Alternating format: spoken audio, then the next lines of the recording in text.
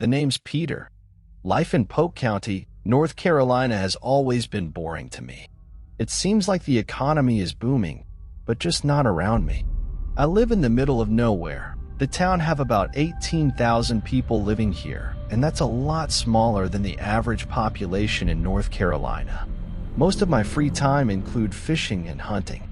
I'm a lonely 40-year-old, no wife, one friend, and still live with my parents. My father loves the outdoors as much as me, so we would travel the streams and mountains of Polk County. One evening as I was driving back from work, a thought popped up in my mind. Hey, this week's looks beautiful. Me and Dad should go squirrel hunting. I got home and my dad was laying by the couch.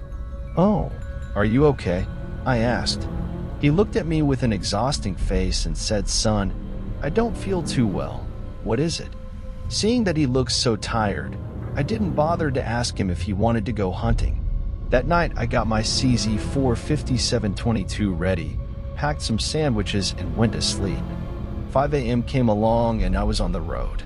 Early bird gets the worm, right? Mornings are the best in my opinion. You get to see the sunrise, the quietness of the wilderness, and I'm doing what I love. But one thing in my mind is my best friend. He was my hunting partner. This year he got into a fatal car accident. A drunk driver crossed the yellow, causing a head-on collision. He died at the scene.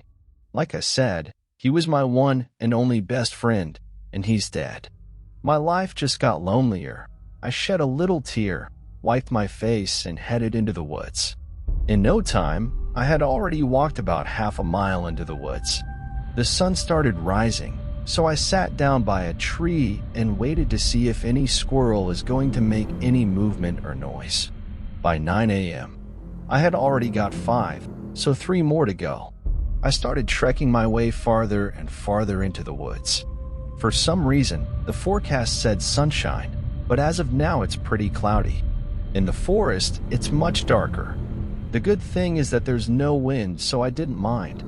Out of nowhere, I heard a squirrel crying in distress. The sound seemed like it was about 50 yards away.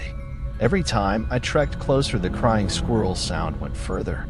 By the time I knew it, I was way farther out than I should be. My thoughts started to get to me now, and I stopped and sat down near an oak tree. My dad always reminds me that when we go hunting, don't think of negative thoughts. I was trying not to, but I could tell my heart rate had risen. I had started sweating out of fear. What am I doing? I should have known better to not think like this. All of a sudden, I heard a squirrel barking. Gotcha! The furry guy's tail was shaking on top of one of the trees. I aimed steadily with my .22, but the weirdest thing caught me off guard through the scope. What I thought was a squirrel tail now looks like a hand waving one finger at me. I took my eyes off the scope and looked at the tree again.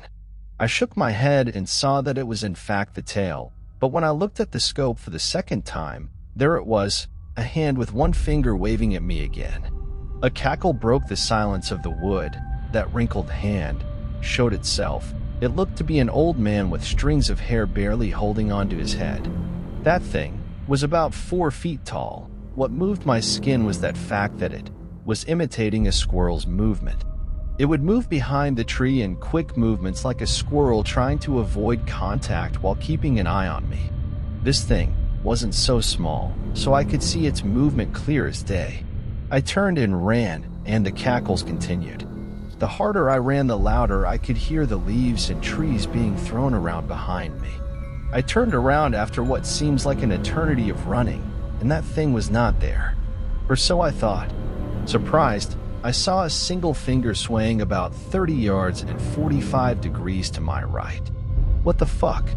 It's squatting there, and finger swaying in the other hand full of walnuts. I couldn't see this thing's face. It's as if it was blurred out.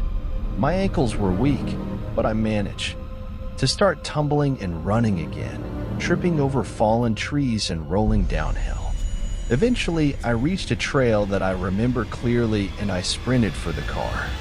On reverse, I took a last glance at the woods, and there stood that thing, squatting and swaying its finger at me.